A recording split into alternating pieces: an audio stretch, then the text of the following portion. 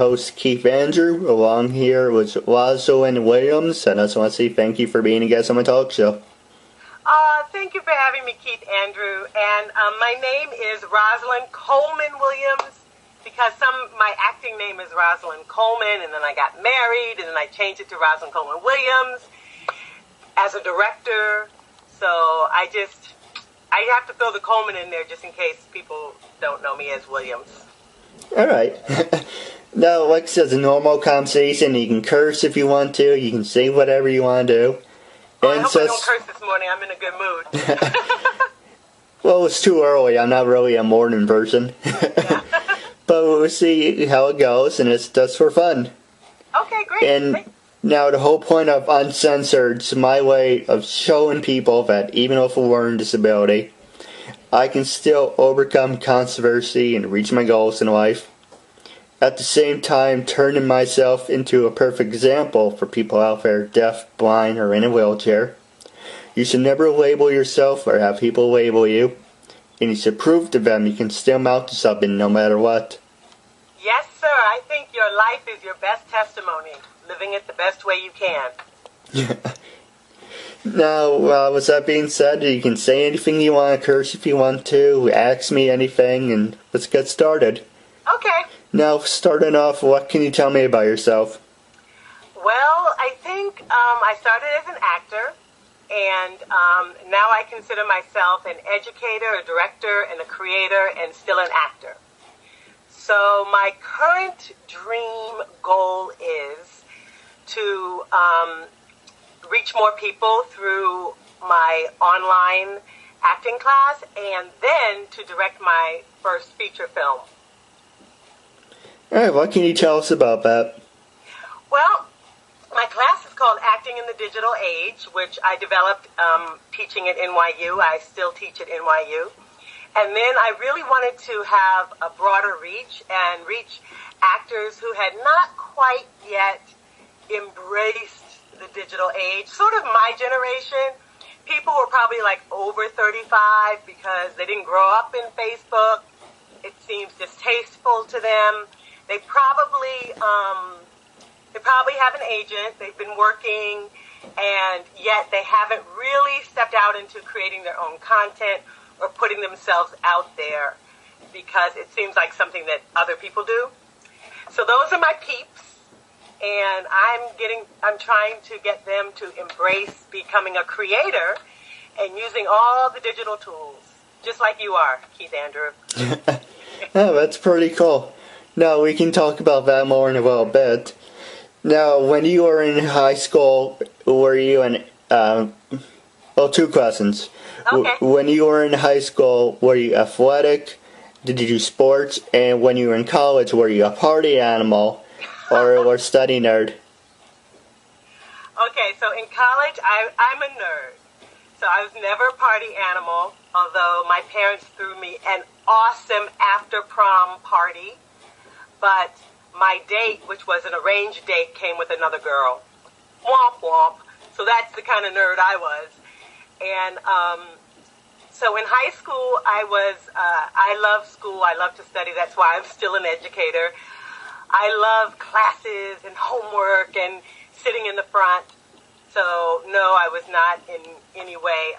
But I was more athletic than I am now. I'm trying to regain my physical strength before I'm 50. So that's one of my goals. And but I went to a school for the arts. So after 10th grade, there were no more athletics. It was only, acting and dancing. And then in college, I continued my nerddom. I had one boyfriend the whole time, and I was not at all a party animal. Back in the day when I went to college, it wasn't like as partyish as it is nowadays, at least not in my experience, because, maybe there were parties, but I didn't know about them. All right. Well, you weren't missing any with them very much. Okay.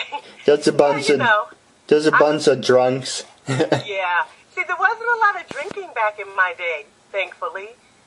I mean, there were people who got high, but because I was a nerd, they always hid it from me. So even my own friends wouldn't talk about anything like that around me because they're like, oh, Roz is here. She's such a nerd. So that sort of nerddom has shielded me my whole life from drugs and alcohol. All right. People don't think I'm cool. They never offer me anything. No, I think we're in the same boat on that. Oh, yeah? Like, shh, don't talk to Keith. Let's keep the alcohol over here. Yeah, pretty much. Mm-hmm. Now, did you ever get the chance to do one of those human pyramids, or are you not a human pyramid girl? No, I've never done a human pyramid. I think in maybe around 8th grade, I went to this private school called Murray in Washington, D.C., and we did do the cheerleader thing. But we were really a tired bunch of cheerleaders. We weren't official. It was a very small private school, so anybody who wanted to be a cheerleader could be a cheerleader. So we didn't really have any stunts or anything. We hardly had any cheers. We were pretty bad. Would you be interested in doing one, or are you not a human pyramid person? I could see myself doing a human pyramid. I think I'd have to be a little stronger because, to tell you the truth, Andrew, since I started working on my dream, I kind of like let my body go. So I wouldn't really trust it right now. I think I would get hurt or something. I'm a nerd. I'm a scaredy cat. Well, if you're interested, maybe we can work something out. Oh, I don't know. Like I said, I'm very brave in the arts, but not in life. I'm scared of everything. No, I'm a fan of those. I know I'm a loser. Okay, good. Safety first. Now, we're gonna take a quick commercial break. We're gonna take a quick, fast commercial break. I can't speak today; it's too early. For our sponsor, when we come back, I'm gonna ask you a lot of hard-hitting questions. Okay, great. Are you tired, feeling sluggish, shitty, crappy, feeling like you don't have the energy of doing anything? That's okay. Now introducing on behalf of Nutralites.com, try the SX. Sugar-free. Gives you the boost when you need it. Are you tired, feeling sluggish, shitty, crappy, feeling like you don't have the energy of doing anything? Just take some of these energy bars and it will give you the energy that you need. Are you tired, feeling sluggish, shitty, crappy, feeling like you don't have the energy of doing anything? Try the Double X. They give you the strength. Ladies and gentlemen, welcome back to episode 110 of Uncensored. I am your host, Keith Andrew. Along here is Ms. Williams. And I just want to say thank you for sticking with us. Yeah, thanks for sticking around for this exciting nerd-to-nerd conversation. Now, you mentioned you are a director. Mm-hmm. Do you do your own interviews, or do you how did you become your own director?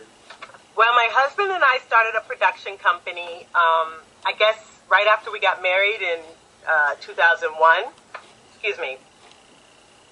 Because I always loved tech, even though I was an actor. My dad's a computer scientist. So for our wedding, I guess, we decided to make a short film. Because my husband had written an awesome script for me to act in as a short film. So I made a practice film because I didn't want to mess up his good script. And that was my first time directing a short film. And from there, I pretty much got hooked. So I direct short film pieces. I've directed only 1 or 2 plays my whole life. Those are, to me, much harder. What about? I like working in the short formats, but lots of short films and some documentaries and stuff like that. And I also have a podcast, like you. Hey, well, if you're interested, I would love to be a guest on your talk show. But we have to reciprocate, of course. Everything Acting podcast. Now, the other question is, how did you become an educator? An educator? Oh, well, my parents are educators. I told you I love school, so it was a very natural fit. Like everybody in my brother's a doctor, my sister's a lawyer, my little sister's a doctor of psychology. So of course, it was natural for me to want to go to graduate school and to just feel like, and I wouldn't mind having a doctorate in the arts, but I think that's like mostly an honorary degree. But anyway, because I like to tell people what to do. So growing up in that family, it was just a really a natural fit. Even when I went to Weight Watchers, I became a leader because I just like to give advice.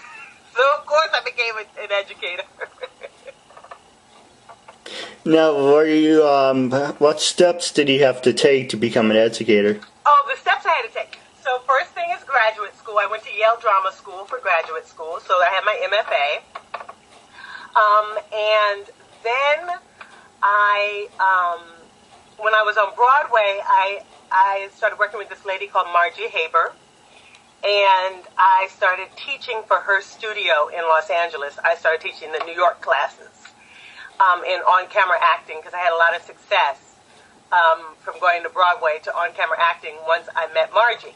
So I started teaching for her, and I did some, she mentored me, so that was a step. And then later on, I went on to take 3 times I took actor-teacher training workshops.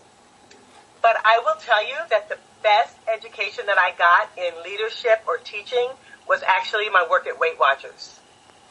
They really teach you some really good techniques for being a teacher. And they've served me well. I'm currently teaching at SUNY Purchase in the acting program and at NYU at Tisch School of the Arts, as well as my private teaching. Yeah, sounds like fun. I really like it. I really particularly like going to Purchase because I get to leave New York. I live in Hell's Kitchen, Times Square, and I never leave. So it gives me 1 day a week where I get to go up to Westchester, and it's just a beautiful campus, and the students are so talented and energetic and eager to learn. I love working with them. Now, you mentioned you're from the city. How's the rent down there? I heard it's expensive. Well, I happen to live in one of the arts buildings. It's a building that was actually built 30 years ago for artists. So as long as you make your living in the arts, you can apply for and have an apartment here. So my rent is very reasonable, even though I live in Midtown Manhattan. Well, that's pretty cool. Yeah, it's like one of the few programs like it. It's called, if anybody's interested, you just go to, I think it's like nyc.gov, and then look up like middle income housing. And Mitchell Lama, it's called Mitchell Lama, who was I think the congressperson who helped us get this bill. So that people who actually work on Broadway can live in the neighborhood. Otherwise, we would live way far away because of the high rent. So we have actors, musicians, stagehands, all types of people living in these 2 buildings and several other buildings around here so that we can actually live where we work. Well, for example, because I'm doing my own talk show and you have your own, or you're an actor, would people being a talk show host be considered art, or is it not really art? I think, you know what, the one drawback is there are a lot of governmental regulations. So everything has a cost. So you would have to check that out specifically. I think it would qualify. Because as long as you can show that you're professional, because what they really go by is the money. Like, have you made, I think it's like 1/3 of your income for the last 3 years from your artistic endeavors, period. And as long as you've been that's how you've been making your living, what they consider your living. You can have a side job, but as long as that's how you've been making your living, then you can apply for housing. You can apply, actually, even if you haven't been making your living like that. They'll just reject you later. So it gives you some time, because it takes so long to get to the top of the list, it'll give you some time to get your income together. All right. Now, the next question I was going to ask you is a lot of hard-hitting questions, so I just want to throw it out there. Now, do you think with everything going on in the city, with all the controversy, with all the shootings, everything, and now it's the 2-parter. The first part is, when you became an actress, was it hard for you because you're African American, or was it more criticism, or what's your story? I would like to hear it. Okay, well, I guess I came from Washington, D.C. That's where I grew up, which is 70% black. And my parents are both black. They're still married, and they're very, like I said, they're educators. My father at Howard, my mother she was a vice principal at middle school, in a middle school. They're both retired now.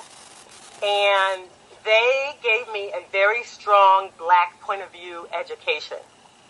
So I was always felt fine in my skin. So it wasn't until I went to Yale that I noticed sort of more so the white perspective. Because I also went to Howard University, which is where my father teaches.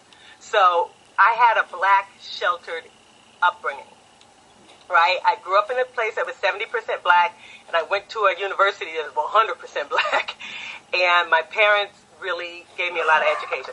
So when I went to Yale, that was the first time I noticed, it was the first time I was alone, because I was the only black woman in my class. And the first time I noticed how everyone always sees your color first. And that was, I went through a major adjustment, learning that that's how the world is. But my naivete kept me strong, because I still felt like it was their problem and never my problem. So I think that self-possession really helped me to make a lot of progress as an actor, because I never felt like people were going to reject me. So I ended up playing a lot of leads at Yale. I played Rosalyn in As You Like It. I played Nina in A Seagull. I played Nora in A Doll's House. Major roles. And I ended up going to Broadway with August Wilson and Lloyd Richards, who really, made my career. That really put me on the map. So I have to say that I feel very blessed in that department. And that came from me just not really concentrating on it. Now, I definitely think that people see you as they see you, right? But how you see yourself is, to me, more important, because I think that's stronger. Now, as far as getting shot by the cops, that's a disadvantage, And that has really been heavy. I have a son who's 10. And he just turned 10, and it's very heavy on my heart, what's been going on. I was just thinking about it because I just came back from working out, and a guy in New York got shot in the stairway. And, and they said it was an accident, but, I just feel so sad for his family and so sad for him. And I was in the stairway of my building, and I was like, what if the lights were out and somebody just shot me just randomly? It'd be so horrible. And I see my son, and I see his best friend, who's white, who's blonde, and my godson. His brother's my godson. And I hate to think that, and I saw them running down the hall yesterday together. They were like, you're not supposed to run in our building, but they were both running down the hallway. And I just thought, wow, if the cops were here, and they thought they would see my son as a criminal, and they would see Declan, the other boy, as a boy. And that was a very disturbing thought to me. So I'm really hoping and praying that we can get this under control, because it's too many lives are lost. No, I agree with you. No, do you think it's all stereotyping? Well, I do think that if you are, I don't understand. I might get sad here, but I really don't understand why that cop had to kill that kid like that. And I don't understand how come. Which one are we talking about? The one in Ferguson. The one in Ferguson. Why did he have to shoot him all those times? And he said he saw him like a demon, and all this stuff that he said. That stuff really shows his heart. He didn't see him as a human, as a person. And even if you got your ass whooped, right? Even if he did the wrong thing, he still doesn't deserve to be shot dead. He's supposed to be arrested and then let a court decide. He's not supposed to be just killed on the spot. And it really bothers me that they let him lay there for 4 hours in the streets. It's really disturbing. And I think that guy, that one guy, obviously he had a stereotypical heart. Because why would he just start out like that? Right. So, I don't know. They think because they have. I do like the NYPD. You know, they are heroes, but there are some people that, you know, are pieces of shit and hide behind the badge and abuse it. Yeah, I think in every profession you're going to have some crazy people, some bad crazy people. Only these have guns, right? Right. So that's really bad. But, you know, I love cops. I love firemen. I love cops. You know, like I said, I'm a scaredy cat, so I'm quick to call the cops. You know, I look at them as like people who are going to protect me. So all of these things seem to me to be out of the normal, like evil, like, you know, maybe, you know, again, maybe I'm being too simplistic because I just don't, but it's so weird that they didn't even want to prosecute the guy. No, are we talking about Ferguson? I keep going back to Ferguson. No, is he the one with, I don't really follow the news, but he's the one with the cigarettes, or? Yeah, that's Mike Brown, yeah. That's Ferguson, yeah. No, I think that's kind of, you know, excuse my language, but you can curse if you want to, it's uncensored. I think that's just fucking ridiculous, because you can buy cigarettes.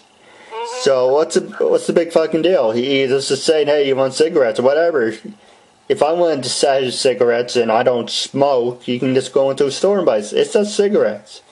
But I thought you meant the other incident where they were in the police car and the guy shot them and that whole big thing. And yeah, both incidences are very disturbing to me because none of them were cases where you should lose your life, where you should actually over your life. I mean, it just doesn't make sense. Also, the media has a lot to do with it, too, stirring things up. Well, I definitely think that if they don't pay attention, that, nothing's going to change. And so I'm glad that we know about it. And I'm hoping that because we know about it, the next guy who wants to kill somebody out in the open and leave him laying there and just shoot him a bunch of times will have some pause. Because I have a son. Am I supposed to teach him to be afraid of the police? And do I think he'll never make a mistake? Will he never steal a cigarette? I certainly hope not. I'm not training him to steal a cigarette. But he could make a mistake. And I don't want him to be executed on the spot if he makes a mistake. Well, in some ways, I do wish they brought back the death penalty for New York, because if you kill someone, like I said, and this is our next question, gun control, if you kill in self-defense, okay, I support that, but just because you think, hey, I have a badge, or hey, I have the power to do it, it doesn't mean you have the right, it's just... No, it's like you don't care. No, it's very upsetting. Yeah, and you know what I think about gun control? Is I think that for some reason, we are really into guns. We love guns. If we did not, okay, so remember Gabby Gifford, the senator, she got shot. Right. And the Senate still won't take up gun control. And that's one of their own. So then, one of their friends, it's like if your neighbor gets shot and you still don't care and you have the power to change something it's like, wow, they still don't care. Then, when those 22 kids got shot, all the kids getting shot, I mean, you think like, okay, these are like 6-year-olds getting shot. If your heart doesn't break over that, and if you don't want to change some laws over that, then I guess you never will. I mean, I understand hunting, and I certainly understand protecting yourself, but there are so many guns and crazy people with guns. Well, that's what I was saying. First off, when you mentioned Yeah, I do support killing in self-defense, only in self-defense. Hunting, I don't like hunting. And now, you mentioned, what was it, crazy people with guns. Like I said, I'd say if you were a convict, if you're a felon, if you're mentally disturbed, fucked up, whatever the excuse you want to be, doesn't matter white, black, Asian, doesn't really matter. If you're mentally disturbed, your ass should be on a list of being banned from having firearms. Don't give me that shit about, it's my Second Amendment to have a firearm. No, if you're mentally disturbed and you're a ticking time bomb, that's it. Game over for you. The NRA basically only cares about one thing, and that's money, and they turn a blind eye. They don't give a shit about anyone. No, they don't care about people. I really can't understand how you cannot care. It's very hard to wrap my brain around how you cannot care about your neighbor. Like, I want my neighbor to have health insurance.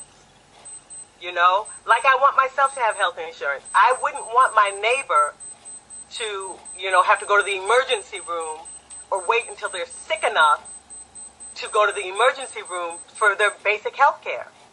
That's bad for them and bad for everybody. But I don't understand how you could not want what you want for yourself, for your neighbor. I just, maybe I'm too much of a socialist. Maybe that's why I'm not rich, but I just believe that my neighbor deserves what I deserve. My neighbor wants what I want, which is, health and happiness and safety and great kids. Everybody wants the same thing. No, I agree with you. Yeah. Now, the next question I was going to ask you, you brought up neighbors tonight. I started to laugh. Now, what you were saying, that's because, the stupid shit my neighbor did. The next subject I was going to ask you, we're moving on to a happier subject. Do you have any funny stories that are funny pranks that you pulled on people or that happened to you over the years?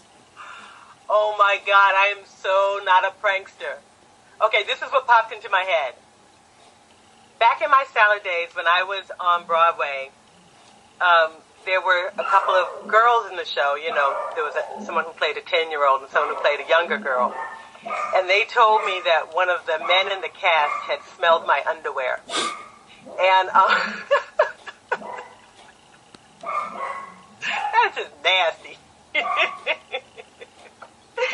And I don't know if it was true or not, but that sort of popped into my head as that being a prank that got pulled on me, which I think is disgusting, of course. Because why would you smell somebody's underwear? Apparently, the person liked me, but I never really found out further. That's the only time I can think of when I can think of a prank being pulled on me. And of course, I'm a terrible liar. Terrible at lying.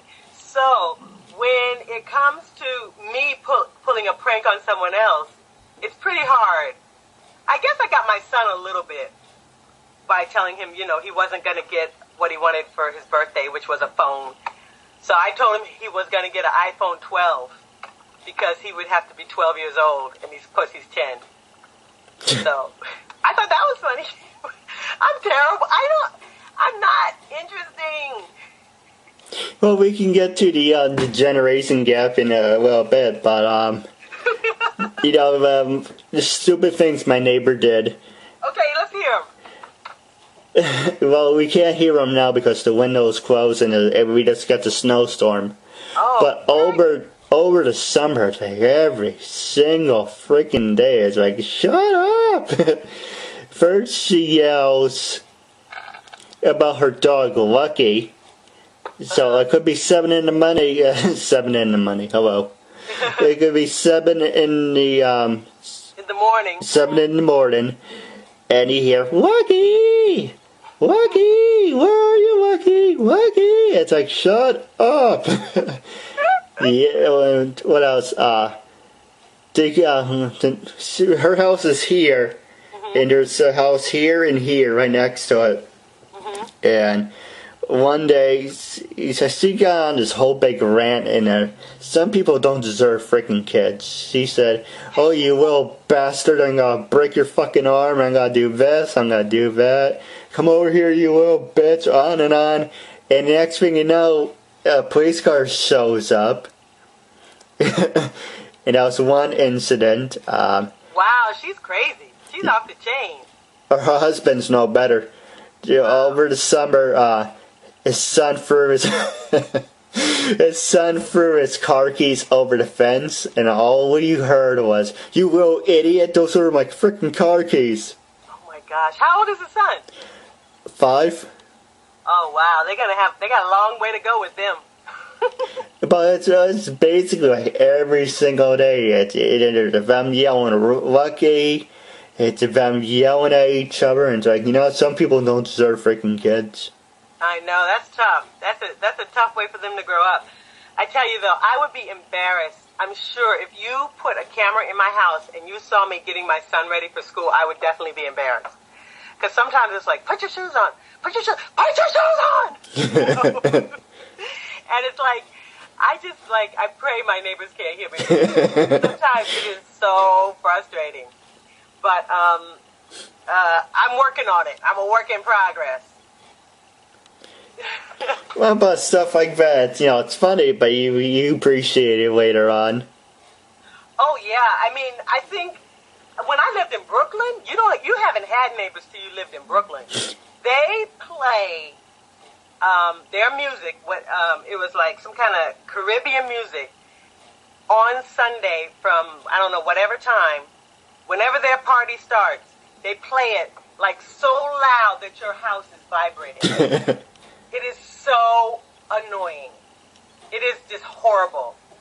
Especially in the summertime, awful. I'm so glad I live back here in Manhattan.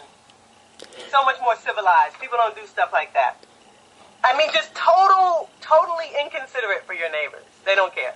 No, it's funny you should mention that. It's even in suburbs, I went to school with this black girl, and she moved because she put her house up for sale, and I'm sorry for that happened. She was nice, but over the summer, in the past couple of years, she would blast ghetto music, and it's like, yo, what up, bitches? And it's like, every single day, it's like the N-word, the C-word, the bitches and the hoes. What the fuck is this? And of course, you can't say anything because her father was a cop.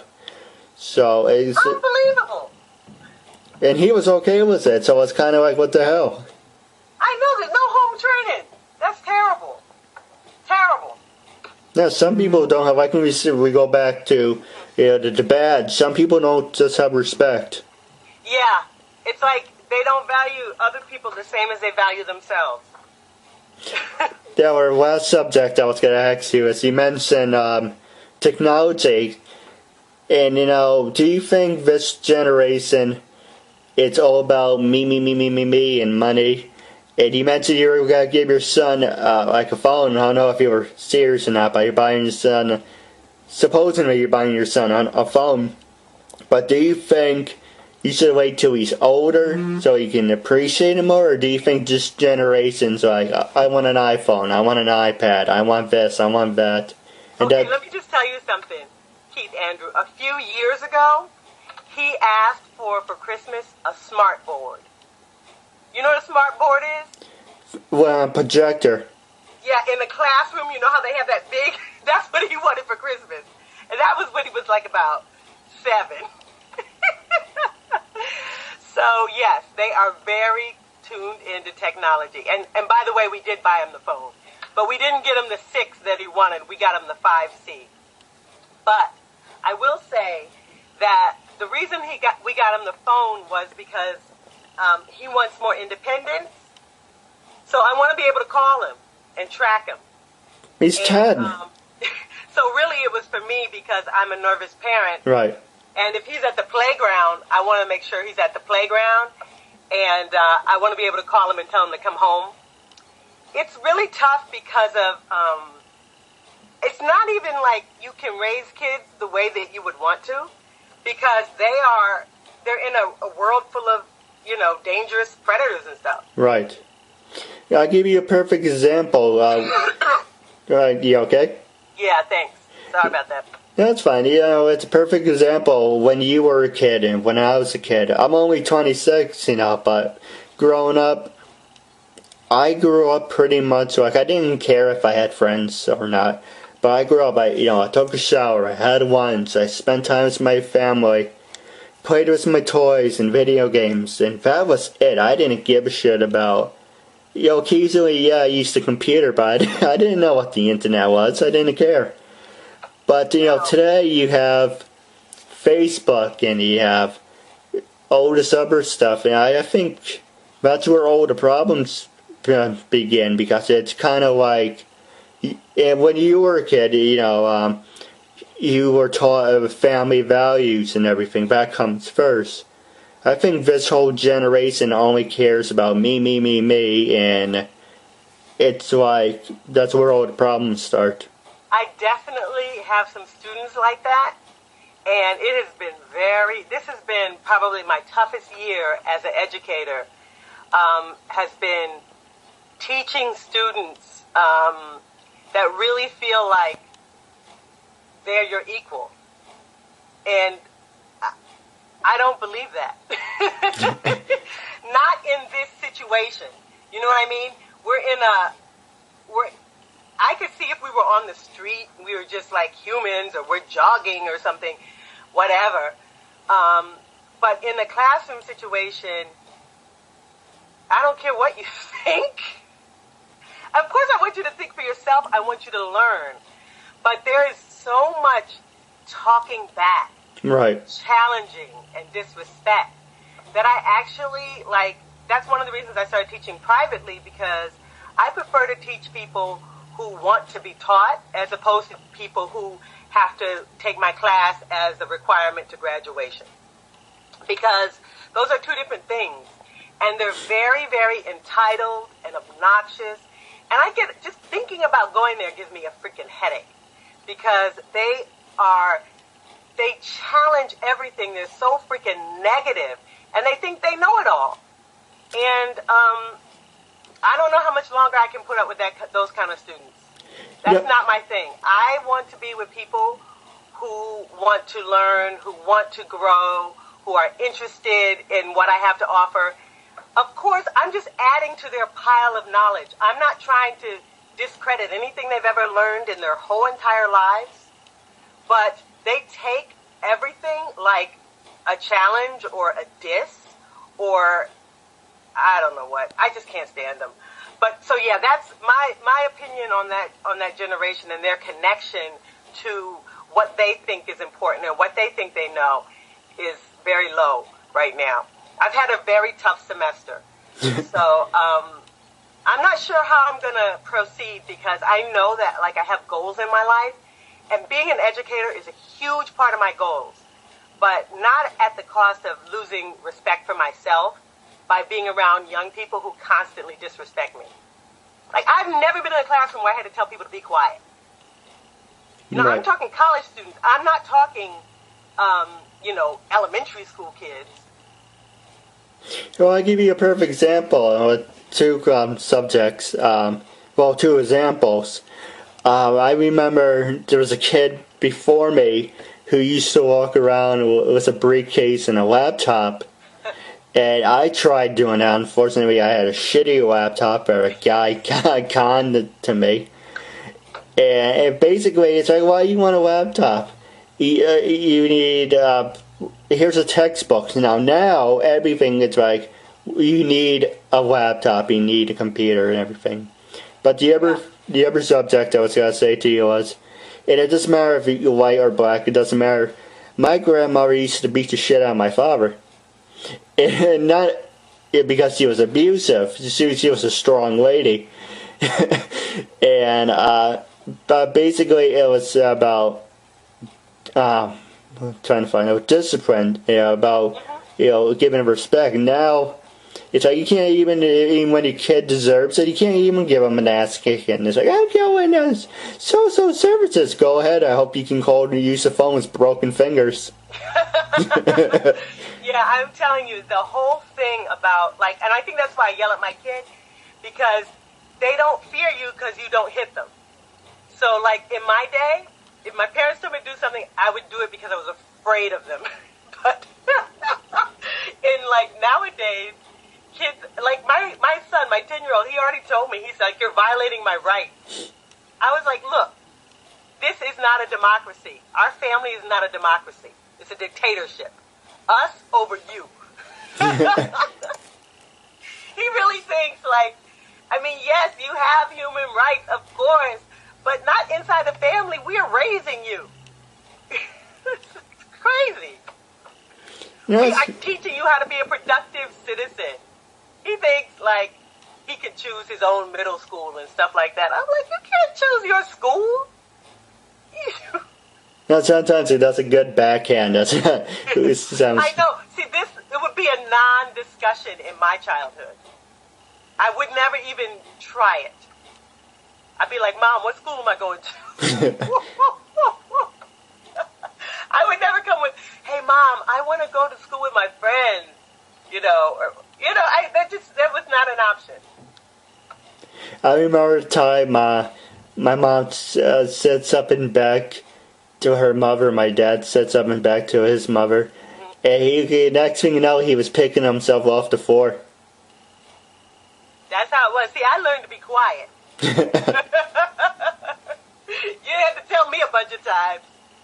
But I also learned, it's funny because now I'm a terrible liar, but when I was a kid, I was the best liar in the world. I was like, I could keep a secret forever till the end of time. If I thought it was going to get me in trouble, you see, I'm a scaredy cat, so I take it to my grave. Hey, I'm not going to tell. And my dad used to spank us, all three of us, for him to find out the truth. And I just would never tell. And they would be like, Rosie, say you did it. Say you did it. And I'd be like, nope. Mm-mm. Even though I did it, I would never admit it. Well, wrapping up, do you have anything you want to say to your fans and listeners? I want to say that I love y'all. Have a happy holiday season. Stay strong. And check me out, RosalynColeman.com or RosalynColemanWilliams.com. Follow me on Twitter. Do all that good stuff. I love you guys. Have a great holiday.